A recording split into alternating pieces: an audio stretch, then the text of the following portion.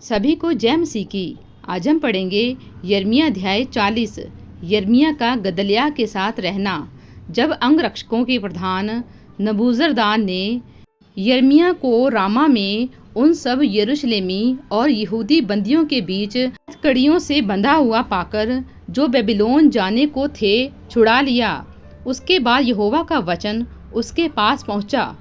अंगरक्षकों के प्रधान नबूजरदान ने यिर्मयाह को उस समय अपने पास बुला लिया और कहा, इस स्थान पर यह जो विपत्ति पड़ी है वह तेरे परमेश्वर यहोवा की कही हुई थी। जैसा यहोवा ने कहा था वैसा ही उसने पूरा भी किया है। तुम लोगों ने जो यहोवा के विरुद्ध पाप किया और उसकी आज्ञा नहीं मानी, इस कारण तुम्हारी यह दशा हुई है। अब मैं तेरी इन हथकड़ियों को काटे देता हूँ, और यदि मेरे संग बेबीलोन में जाना तुझे अच्छा लगे तो चल, वहाँ मैं तुझ पर कृपा दृष्टि रखूँगा। और यदि मेरे संग बेबीलोन जाना तुझे ना भाए तो यही रह जा। देख, सारा देश तेरे सामने पड़ा है। जिधर जाना तुझे अच्छा और ठीक जचे उधर ही चला जा। वह वहीं था कि नबूजरदान ने फिर उससे कहा, गदल्याह जो अहीकाम का पुत्र और शपान का पोता है, जिसको बेबीलोन के राजा ने यहूदा के नगरों पर अधिकारी ठहराया है, उसके पास लौट जा और उसके संग लोगों के बीच रह, या जहाँ कहीं तुझे जाना ठीक जान पड़े वहीं चला जा। अतः अंगरक्षकों के प्रधान ने उसको भोजन सामग्री और कुछ द्रव्य भी देकर विदा किया। तब यिर्मयाह अहीकाम के पुत्र गदल्याह के पास मिस्पा को गया और वहाँ उन लोगों के बीच जो देश में रह गए थे रहने लगा।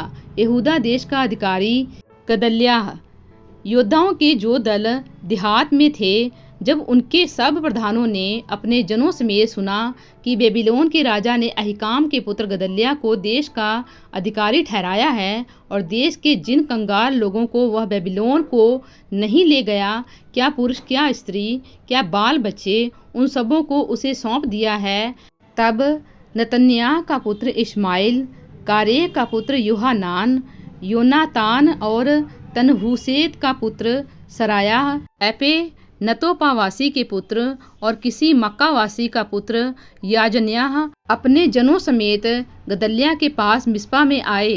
गदल्याह जो अहीकाम का पुत्र और शपान का पोता था, उसने उनसे और उनके जनों से शपथ खाकर कहा, कसदियों के अधीन रहने से मत डरो। इसी देश में रहते हुए बेबीलोन के राजा के अधीन रहो, तब तुम्हारा भला होगा। मैं तो इसीलिए मिस्पा में रहता हूँ कि जो कसदी लोग हमारे यहाँ आए उनके सामने हाजिर हुआ करूँ। परंतु तुम दाख मधु और धूप काल के फल और तेल को बटोर के अपने बर्तनों में रखो और अपने लिए हुए नगरों में बसे रहो। फिर जब मोआबियों, अमोनियों, अदोमियों और अन्य सब जातियों के बीच रहने वाले सब यहूदी ने सुना कि बेबीलोन के राजा ने यहूदियों में से कुछ लोगों को बचा लिया है और उन पर गदल्याह को जो अहीकाम का पुत्र और शपान का पोता है अधिकारी नियुक्त किया है, तब सब यहूदी जिन जिन स्थानों में तितर बितर हो गए थे वहां से लौटकर यहूदा देश के मिस्पा नगर में गदल्याह के पास आए और बहुत दाख मधु और धूप काल के फल बटोरने लगे। गदल्याह की हत्या। तब कारेह का पुत्र यूहानान और मैदान में रहने वाले योद्धाओं के सब दलों के प्रधान मिस्पा में गदल्याह के पास आकर कहने लगे, क्या तू जानता है कि अमोनियों के राजा बालिस ने नतन्याह के पुत्र इश्माएल को तुझे जान से मारने के लिए भेजा है, परंतु अहीकाम के पुत्र गदल्याह ने उनकी प्रतीति ना की। फिर कारेह के पुत्र यूहानान ने गदल्याह से मिस्पा में छिप कर कहा, मुझे जानकर नतन्याह के पुत्र इश्माएल को मार डालने दे, और कोई इसे ना जानेगा वह क्यों तुझे मार डाले। और जितने यहूदी लोग तेरे पास इकट्ठे हुए हैं वे क्यों तितर बितर हो जाएं, और बचे हुए यहूदी क्यों नष्ट हों। अहीकाम के पुत्र गदल्याह ने कारेह के पुत्र यूहानान से कहा, ऐसा काम मत कर, तू इश्माएल के विषय में झूठ बोलता है। प्रभु इन वचनों द्वारा आपको बहुतायत से आशीष दे। आमीन।